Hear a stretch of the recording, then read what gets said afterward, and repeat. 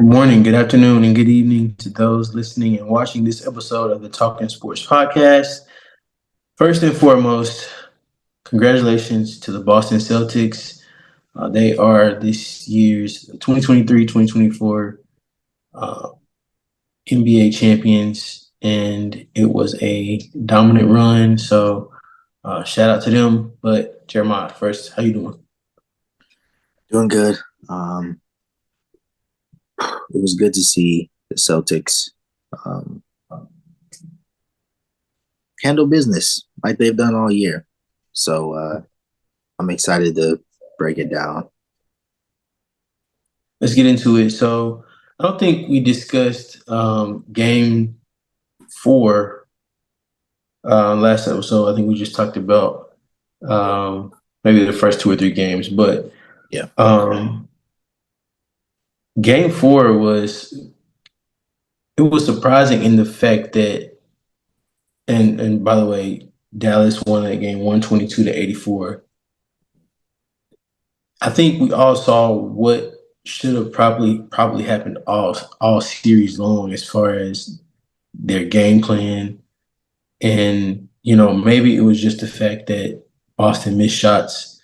But, like I've been saying all series, there was very little help. Porzingis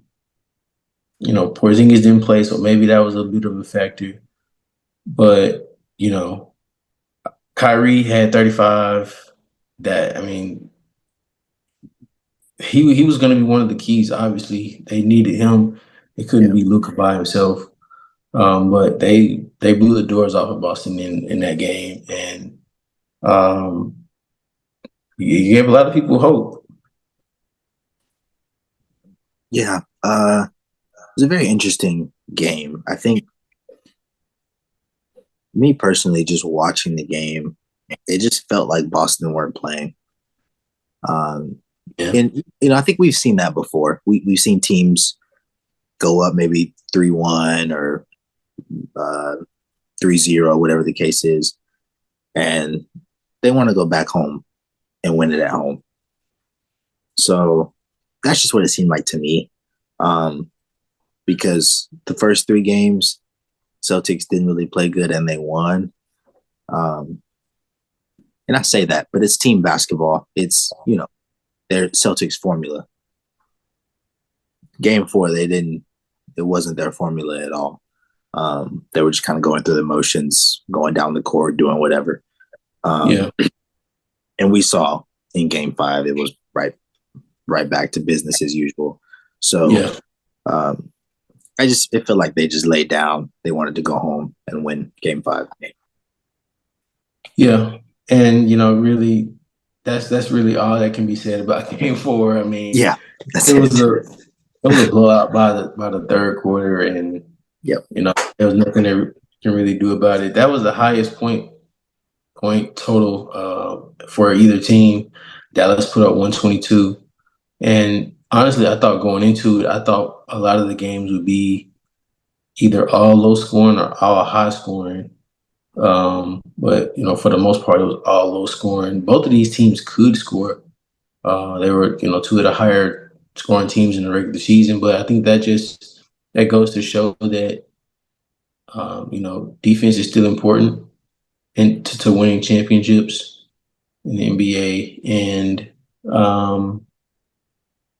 Boston had a really good defensive game plan and formula that, they had in place all season, really, but especially in this series when you have two ball dominant guards, not a lot of ball movement, not a lot of assists, so they can really hone in and utilize their strengths on defense, which is their stoppers. Derek White, Jaylen Brown, Drew Holiday. Really, one-on-one defense, but also good help D, and they really slowed them down all series long, pretty much. Yeah, they did. I think I sent you this today, and I think we've talked about it before, but Joe Mazzulla reached out to Pep Guardiola, who is the coach of Manchester City, He was a brilliant coach, a great football mind. Those of you don't know, go watch some Man City games. Um, but Joe Mazzulla said this after the game. He said Dallas had one of the smartest defenses, so he had to be creative. And he mentioned that Pep helped him, in transitions and how to move guys defensively and offensively. So I don't know how much that played a factor into the Celtics game plan, but good enough for Mazzulla to mention it. So Yeah, maybe that did something. But I think the Celtics, going into the series, I think we thought these are the teams we wanted. These were the two best teams. These were the best matchups, and the Celtics proved that theory wrong. They're better, yeah, and defensively, I mean, it was incredible.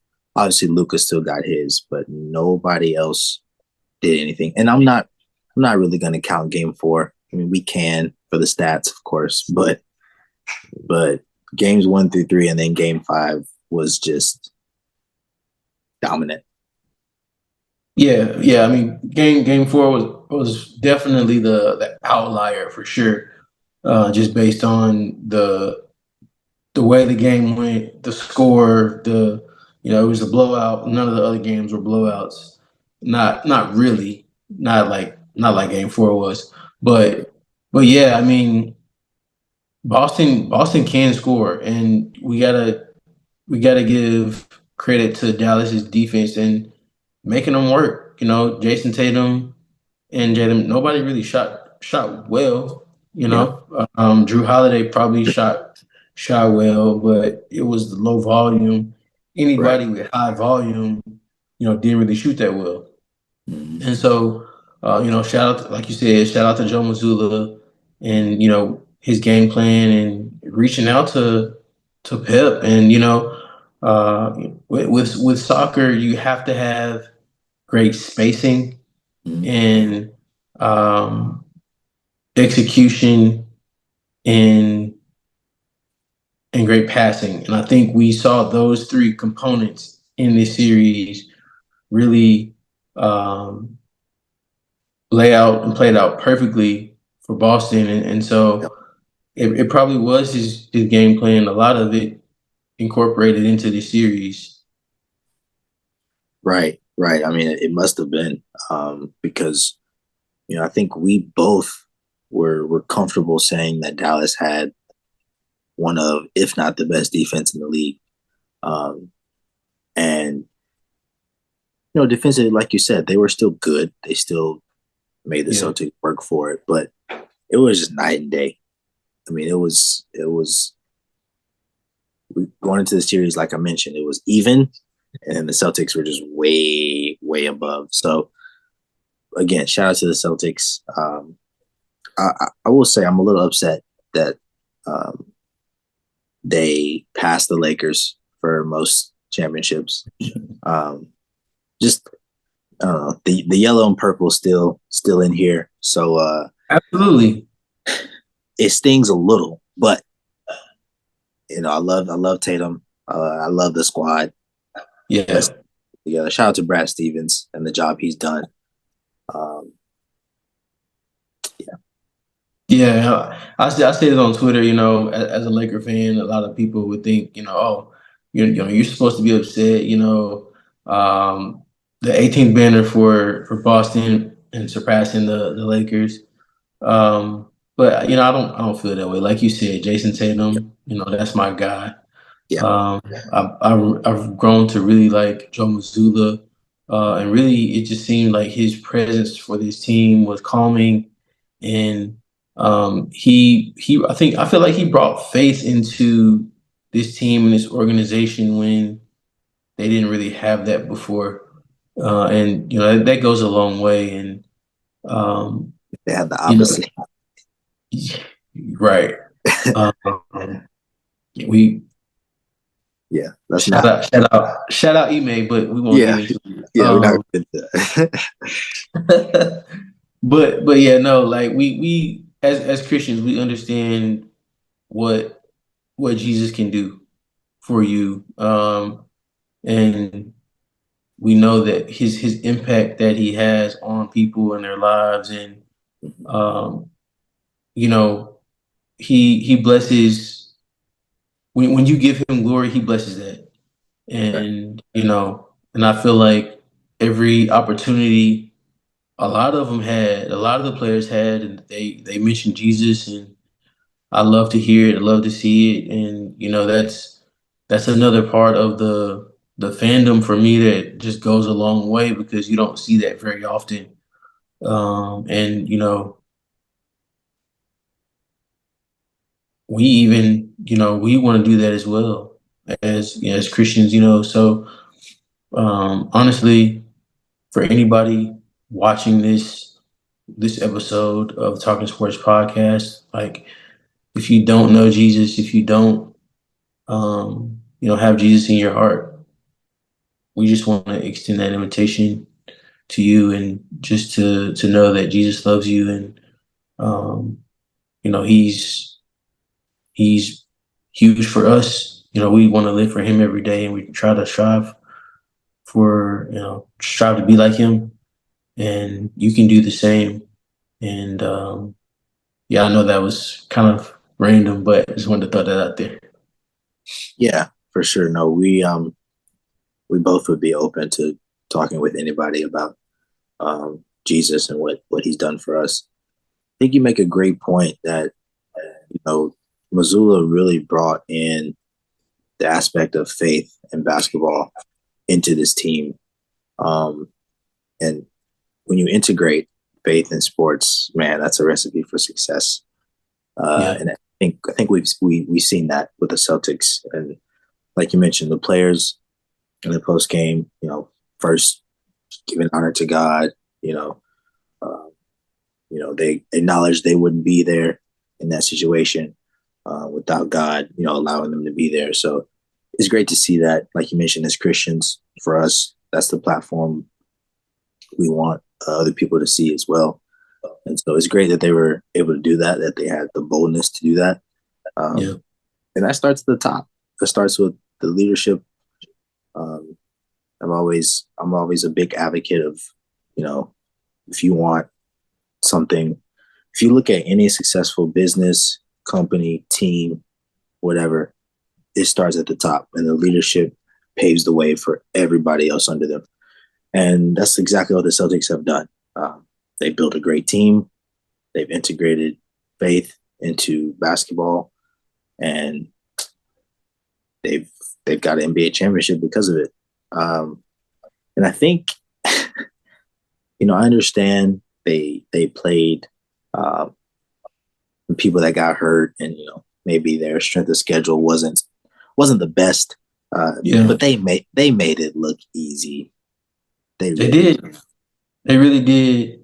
And you brought up a good point with the faith in sports, and the combination of the two. Because when you think about, and just to compare, like 2 years ago when the Celtics were in the finals against the Warriors, it just seemed like a completely different team. And yeah, they added some pieces. They added Drew, and they added Kristaps, but you know I think it's a huge factor because when you incorporate faith into it, especially faith in Jesus Christ, like no one has seen him. No one knows, what he looks like. He's not physically in front of you. Right. And so when you bring that aspect of faith into it, like that gives you a new perspective on the sport that you play, whatever it is. They Right. they couldn't see the championship. They had to go get it. They had to physically train and take all the steps necessary to go and get it. And the Bible tells us to work out our own fear salvation with fear and trembling. And in the sports world, you gotta work out to get what you want. That's right. You get to go get that championship, and they did that. Um, so just a little bit of correlation between the two, but I definitely see the change from 2 years ago to now in the belief, the experience, and learning from old experiences and applying it to the now, which is so vital in life and sports and everything. It is. It's very vital. I think it's about playing for something bigger than yourself.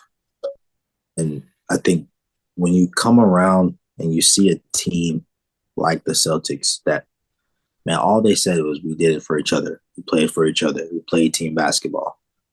Yeah. That's what Missoula was integrating into them. And when you have that, man, I'm telling you, it's people don't understand. People just think you have to go trade for the best player available and draft well and do all these things. Yes, that's fine. But if you're not going to play as a team, it's not worth Yeah. anything. It's not worth anything. And so I just think the Celtics and even the Mavericks to a certain extent have really shown everyone the blueprint of what it takes to get to the finals. But really, the Celtics have taken it a step further um, and shown people how to win. Yeah. Yeah, for sure. And so to that point, I just want to get your thoughts on the Celtics now because they've won their championship. It seems like they've gotten the monkey off of their back. You know, Tatum and Brown being so young and the core, everybody's under contract for at least another year. Do you see the Boston Celtics right now being a start of a dynasty, or do you see this run of parity continuing? Um, I definitely could see it continuing. Um, they've lost in the playoffs uh, the last couple years leading up to this point and the finals. Um, so they got the experience now. You have the coach, you have the team. You're going to keep pretty much everybody as of now, at least. And the conference isn't great. Um, Yeah, I mean, it's still not, other than injuries, it's still not very great. yeah, The only team that I would say that has a chance is the Knicks, just because they're just as deep and they were the most injured. So right. um, if it was a Knicks versus Celtics series, that would have been fun, like everybody Yeah, fully healthy. yeah, Um, but that's that's really it, in my opinion, as far as the East goes. right. I fully agree. It's Knicks or nobody. I mean, I see a struggling 76ers team. I see a Heat team with no direction. And if Jimmy can stay healthy, um, Yep. Pacers team that's young, but you need more than just Siakam and Halliburton, unfortunately. Um, everybody else is just so. The Bucks, Right. I mean, Yeah. we'll see. Yeah. We'll see. Without Drew, they look like they're dead in the water, Yeah, honestly. exactly. So maybe Dame and Giannis can work it out next year. We'll see if they can stay healthy. I think the Yeah. bigger question is who's coming out of the West. Um, the Yeah. it's Celtics or Knicks, in my opinion, and I don't see why the Celtics shouldn't get back to the NBA Finals. The bigger question is the West because that's a stacked conference, That's the gauntlet. right? Has been for a few years now. And So honestly, I think that could be the key because if the Celtics just run through the East like LeBron used to do, yeah, and all these West teams got to go 6 and 7 games, yeah, the Celtics might keep winning. yeah, And so, I mean, unless somebody is as dominant as Boston is on the West, I don't know. Boston could run off a few. I think they could. And the key is being consistent and doing it all season long. And really, the only team, in my opinion, only two teams that have done that, especially this past season, were the Celtics and probably the Thunder. And Yeah. obviously, we know the Thunder were a great team, but no real experience, very Yeah. young. We know they weren't going to go to the finals, maybe. But the Celtics won 80 plus games, didn't have 20 losses. Like from the beginning of the year to 2 days ago, Celtics were the best team. Yep. And so, you know, why not? I don't see why not. Yeah. Sorry. It's going to be very interesting um, to see what happens. But yeah, that's the season. NBA season is over. We got the NBA draft coming up in a week or so. Free agency. So we'll be giving you all that news. Um, we're probably going to be transitioning to soccer, a little bit of tennis. Wimbledon's coming up, and then we're going to be breaking down these divisions in the NFL. Looking forward to it. We're gonna be having a forum style. So let us know. Follow us on Twitter at TSPJDN. Y'all can DM us there. Let us know if y'all want to be on to represent your favorite team. We've got a few people lined up already for their respective teams. So we're looking forward to this forum style. Talking sports, talking NFL. Y'all know who I'm gonna be representing. Trying to get this 3P. Let's go, KC. Um, I'm excited, man. But yeah, whatever. Let us know what you think about the Boston Celtics and whether you think it's a dynasty or will the run of parity continue in the NBA. Let's talk about Finals MVP. We saw Jaylen Brown get the Finals MVP this year, and some I think it was pretty split. Some people were surprised. Some people said that he was the guy that he should have gotten it. So, your thoughts on Finals MVP? Do you think it should have been him, or do you think it should have been somebody else? Um, I think it should have been Jaylen. I think Tatum played very well this last game 5. Um, but overall, I feel like this award was given based on the entire playoffs. And Mm. Jaylen was a conference MVP. Am I Yeah, correct? Um, I don't know, man. That shot he hit to send it to overtime was against probably the Indiana, biggest. Yeah, probably the biggest in the playoffs. Um, probably so. his I want to make this comparison. People might get mad at me, but he kind of reminds me of Kawhi Leonard in the fact that like he can go 100% on offense and 100% on defense the entire game. A young Kawhi. Yeah, Yeah, obviously Kawhi yeah, can't do it now, right. but just like both ends of the floor, offense, defense, rebounds. And this is not talked about as much in basketball, I feel like, but his communication is incredible. He's the Just vocal leader of the team. right, right. And that to me, that's valuable. To me, that's the Yeah, most valuable. So I'm not mad at it. I wouldn't have been mad at Tatum either. I feel like either one of them deserved it, but yeah. I think Jaylen deserved it for sure. Yeah, I'm not mad at Tatum, at Jaylen Brown getting it. I think it should have been Tatum though. I just think overall, Tatum had a better series as far as productivity Yeah, with the points, rebounds, assists. He was the leader on the floor as far as the play went, right. and he got everybody in their spots because of how Dallas game planned against him. he was able to get so many assists.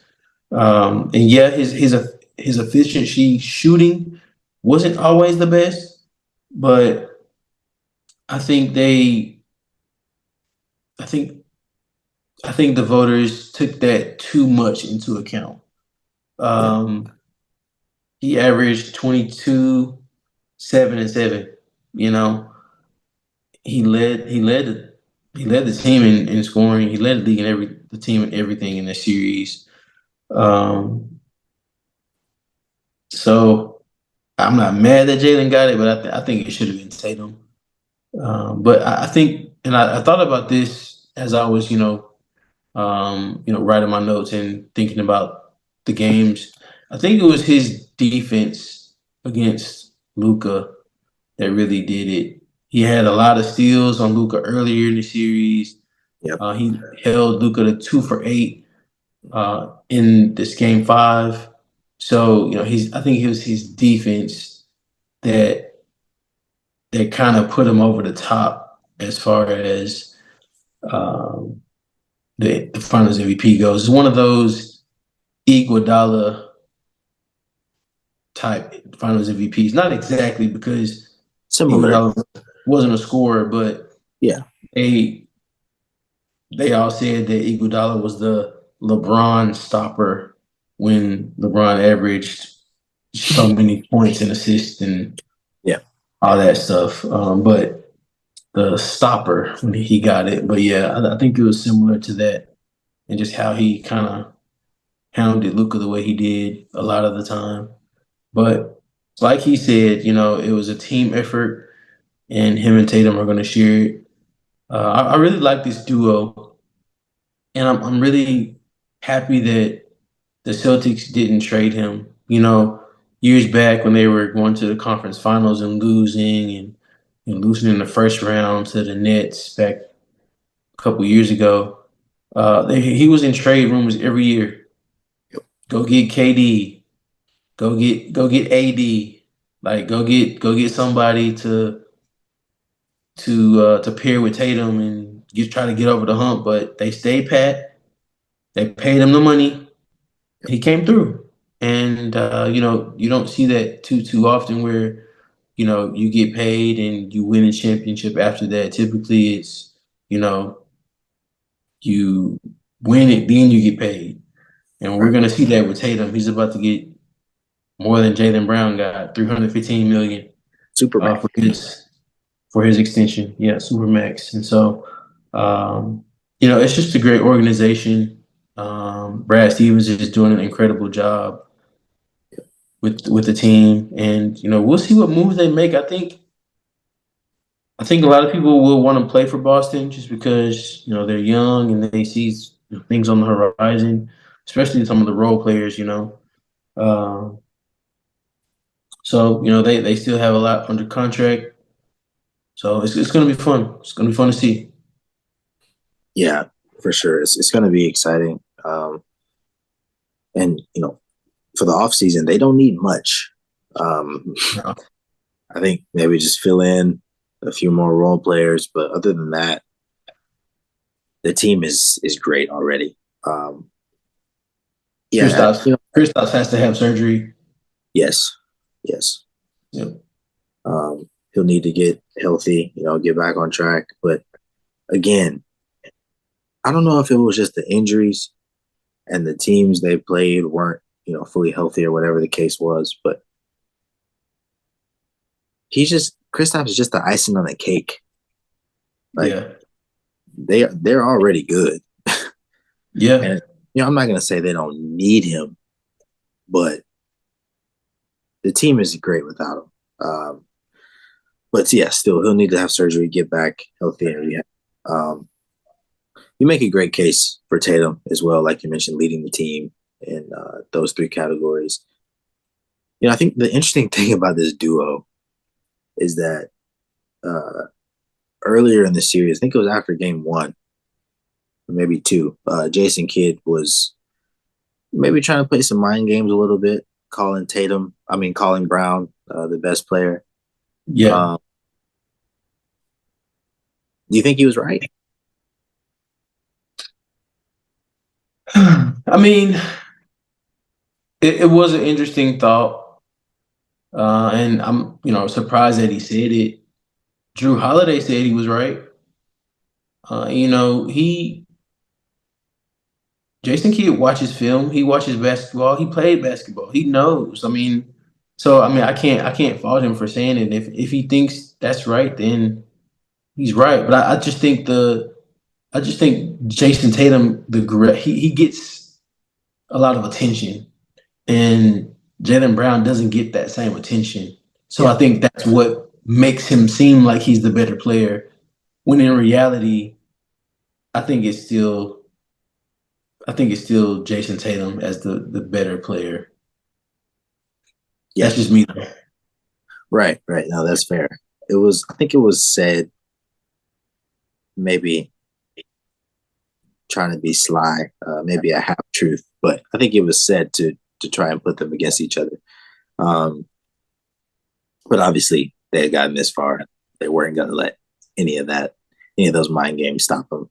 I, Um, I think what it was to try to get Jason Tatum to try to be the best player and disregard everybody else and yeah, have to play one-on-one basketball. right. Um, but Dallas's defensive scheme didn't allow for that to happen. So it kind of contradicted the other. Yeah, So I mean, it could have worked out if Jason just he didn't shoot well anyway, but if he didn't try to get his teammates involved, if he tried to go play hero ball and try to do it all by himself, but it didn't work out that way. They're too experienced, and I think they've gotten that far with each other, and they've been preaching team all season. And like Tatum said, he wasn't gonna let his ego get in the way of the end goal, and that was to win a championship. So right. kid is funny. We all know what happened back in the day when I think that's the funniest moment in basketball history, bro. I really do. Tell the people exactly what you mean because they might. So so for those of you who don't know, Jason, this is not Jason Kidd's first team that he coached. I think it was Brooklyn, right? Yes. Brooklyn Nets, late game. They didn't have any more timeouts.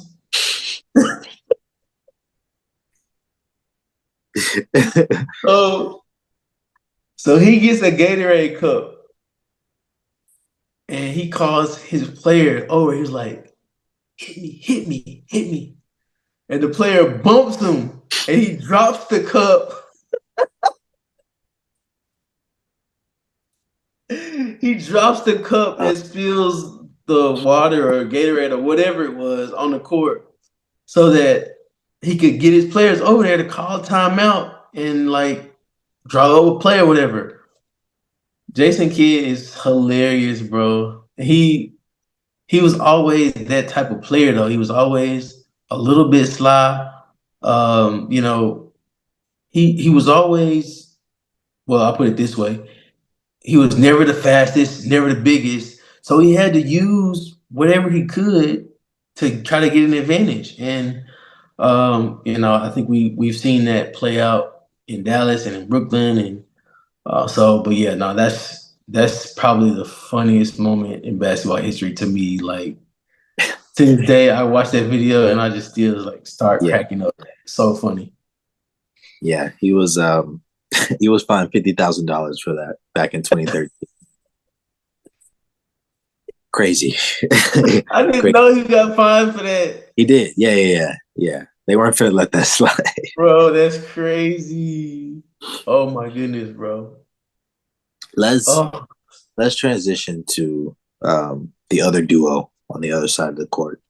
yeah. Um, we saw Kyrie and Luca and how great they were coming into these finals. Yeah. And I was a person that really held Kyrie as second best, third best player. Dry your eyes. Oh man, my I bad. held I held Kyrie as second best, third best player in the series, and he really struggled. Um, just curious, your thoughts on can this duo still work, or Luca and Kyrie, you know, still the duo that they need, or is Kyrie kind of inching his way out? If they got to go against Boston, no, I don't know what it is, bro. Like Yeah, he can't win in Boston. Like him stepping on Lucky, like the Leprechauns got him in a chokehold. Like I don't know. Like yeah, I mean, he played incredible game four. He had like 35. yeah, Um, but just I don't know. I don't know, man. Um, he's got to get over that. He's got to yeah, get over that. Like it's tough. It's tough. I do think they're good. Honestly, I don't know what Dallas needs. They're young, yeah. They need some, that some learning for sure. They learned from this experience. I'm sure they did. Um, I don't know. I just think you got to play more team ball. yeah, I really thought Luca could have done more, and maybe he's not as healthy as he would have liked to be. Maybe that was a factor, yeah, but you know, no 40-point games. Like they I don't know, they weren't helping off of him. I feel like he only averaged 5.6 assists in the series, and that's credit to Boston defense, but his teammates weren't hitting shots. yeah. So I don't know. It wasn't Dallas's defense; it was their offense that struggled. So I don't know. Yeah. His struggles at TD Garden are it's honestly crazy. Maybe it goes back to the history he had there. Um, who knows? But I got a question. So now that the NBA Finals is over, full season is done. Yeah. What's your grade for this? I want you to do two separate grades: the overall playoffs and then the finals, and then I'll go after you. So A through F. Yes. All right. So grades for the entire playoffs. Um, Let me look real quick. I just want to look at some of the series because I thought it was good. It had Yeah. some moments. Um, I'm gonna give it a B Okay. for an overall playoffs. I thought it was good. The Celtics really dominated all the way through. The West had a lot of drama. Yeah. My Lakers only could get one game, so that brings the grade down for sure. That's fair. But we saw the Pacers; they did their thing. Yeah. We saw, we saw the Magic; they got close, and they're a young team. They really got some experience under their belt, which can help them for the future. Um, Jalen Brunson, he was great this Incredible. playoff. Um, Timberwolves, they made it to the Western Conference Finals. Yeah. Anthony Edwards emerged. So I'm gonna give it a B. Thought it was decent. I'm gonna give it an A. Um, Okay. and I'm mostly giving it an A because of the West. Yeah. Um, like we mentioned, the Celtics steamrolled the East, but the West was man. I caught myself saying, oh, "Okay, Knicks are on. Oh, okay, Pacers are playing. Oh, okay, Celtics, Celtics 1-5 again. Okay, Right. but those West games, man, I was locked in. Yeah. The Thunder and Mavs and Yeah. Timberwolves and Nuggets. I mean, it was incredible. So I'll say A. Those games were really, really exciting. And, some of those Knicks games, Celtics Pacers games were exciting as Yeah, well. yeah, for Um, sure. so I'll give it an A. Now, your finals great. What you got? Finals.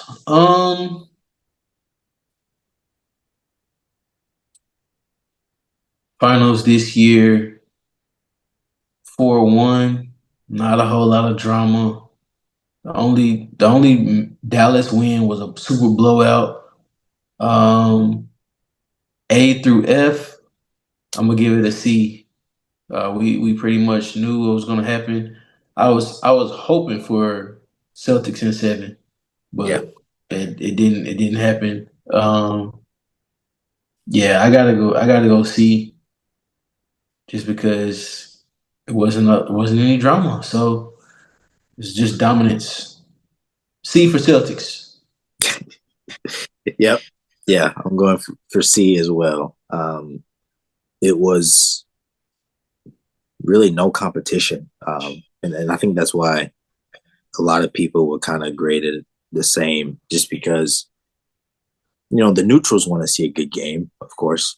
Yeah, yeah, for sure. Obviously, the Celtics fans loved it, but outside of that, I mean, it wasn't much going on, really much to talk about. Um, And another thing I wanted to mention, the the ESPN broadcasting just was poor. Like yeah, they they got to do something else with the people they bring on. Like I thought Doris, JJ, and Green. I thought they were okay. I like listening to them. They were pretty good. It's always good to hear a good bang every now and then. yeah, So that's cool. JJ's perspective, Doris and her perspective as well was decent. But the finals as a whole, like I miss the huge finals, the Larry O'Brien logo in the middle of the court. Like I miss that. That brings so much aura to the whole entire presentation. Like it needs to be finals emblems everywhere. It needs to have the patch on the jersey right here where it says finals instead of on the back. Like you got to do something more with that, and I don't know, they got to fix it somehow. yeah, yeah. No, I agree. I think it came out. Forbes came out with an article yesterday that the finals ratings hit a 3-year low. So back when the Bucks won, was I guess the peak recently. So viewership down a little bit, and it might have something to do with exactly what you're talking about. But yeah, I think the lack of drama and the lack of competitiveness, and I think too, you know, I hate to say this, but there wasn't really a villain. Typically Yeah, there there's a people who LeBron or KD or a Steph. Steph. Right. Yeah, We're moving into the new era of the NBA. These young guys who are great, but they're likable. I yeah, mean, they are. you They like are. you like Brown. Like you don't even have to be a Celtics fan. We're not. We like them. Right. Luca. Luca, Kyrie will have some obviously because of his drama in years past, Yeah. but still, most of them are likable guys. So that might also have something to do with it. Um, And think about it too, like if it wasn't Celtics versus if it was Pacers versus Timberwolves, you have Timberwolves, Ant. Like everybody loves Ant. yeah, If it was the Knicks, everybody loves Jalen Brunson, the right. Nova Boys, like they New love York, them. yeah, New York, huge presence, huge basketball, like so I don't know. You don't like you said, you don't have the villains, you don't have those people that people love to hate. So that is a factor too for sure. yeah, yeah, it is. But I'll say, I give it a C. But I overall I enjoyed it. I'm like you. I would have liked to see more from Luca and the Mavs, but I think they gave all they could. Maybe those game sixes, game sevens took took some out of it for them. But again, congrats to the Boston Celtics. They did their thing. Yep. Let us know what y'all looking forward to as far as summer sports go. We got the Olympics, we've got Euros, we've got Wimbledon coming up in a few weeks. And we're gonna be right here talking sports with you all, right here on the Talking Sports podcast. Jeremiah, any final thoughts? Any final words? I'm looking forward to see where Bronny James gets drafted, if he gets drafted. Like you mentioned, the draft is coming up soon. Yeah. But I think another quick head scratcher is what happened to the Pistons, Monty Williams. Why? So Yeah, go so ahead. yeah, he got fired. Their new president, forget his name, Langdon, something Langdon, former player, but he's the president. Uh, he's the new president for Detroit, and he wanted to just bring in his own guy, and so Monty Williams is still getting paid to not coach. So um, I think the Lakers should go get him. That'd be huge. Man, I don't know. I feel like a lot of these coaches, and we've seen the coaching carousel in soccer, and basketball, and football, all these other sports. Yeah, They need more than 1 year. Um, I agree. that's just my final thought. I wish I could coach for a year, have the worst record in the NBA, and still get paid 67 or 80 mil, whatever it was. Yeah, Uh, crazy. I can I can get 14 wins as a coach. I could probably get 15. I mean, what are you doing anyway if you're getting 14 wins? Right. Like, Yeah. but yeah, I agree. But yeah, no, I think the Lakers should go after Monty. They don't have to pay him a lot of money because he's already getting paid from the Suns and the Pistons still. Yeah. So I think JJ should go to Detroit. I think that'll be a better situation for him. Low expectations. You got good guard play Yeah. with Cade and Jaden, and you got um, Jaylen Brown. So I mean, I like Detroit's core. They need a lot of help in the auxiliary role players and such. But I think that'll be a good starting spot for JJ and bring an experienced coach to LA. And we saw what Monty Williams did with Phoenix. He got them to the finals. So why not LA? Yeah. Yeah. I think it'd be a great move. Y'all let us know down in the comment section below and on Twitter. Should the Lakers get Monty Williams? And how long, the question of the day, how long do you think coaches should have to be successful? Y'all let us know. That's a great question. That is a great question. So yeah, let us know down in the comment section. Hit that like button, subscribe to the channel, hit the notification bell so that you see all of our content that we're posting. And we'll be back with another episode soon, right here on the Talking Sports Podcast. Until next time, peace, y'all. Peace.